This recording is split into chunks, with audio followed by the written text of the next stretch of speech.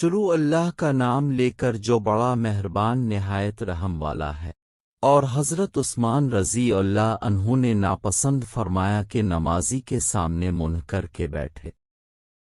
امام بخاری نے فرمایا کہ یہ کراہیت جب ہے کہ نمازی کا دل ادھر لگ جائے۔ اگر دل نہ لگے تو زید بن ثابت رضی اللہ عنہ نے کہا کہ مجھے اس کی پرواہ نہیں، اس لیے کہ مرد کی نماز کو مرد نہیں توڑتا۔ ان کے سامنے ذکر ہوا کہ نماز کو کیا چیزیں توڑ دیتی ہیں؟ لوگوں نے کہا کہ کتا، گدھا اور عورت بھی نماز کو توڑ دیتی ہے۔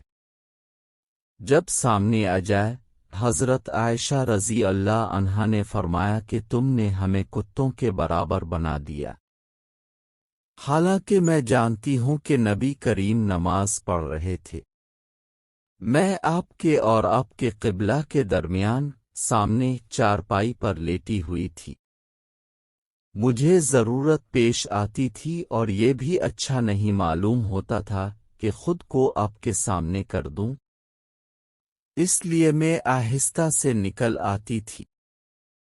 امش نے ابراہیم سے، انہوں نے اسود سے، انہوں نے عائشہ رضی اللہ عنہا سے اسی طرح یہ حدیث بیان کی۔